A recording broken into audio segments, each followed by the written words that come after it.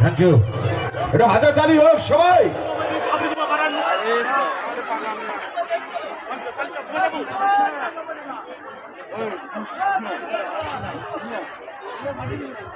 নমস্কার। আজকে আপনাদের সামনে উপস্থিত হতে পেরে সত্যি ভালো লাগছে আপনাদের দেখে। জমিয়ে ঠান্ডা পড়েছে তো যখন জমিয়ে ঠান্ডা পড়েছে, হ্যাঁ চেষ্টা করব নিশ্চয়ই।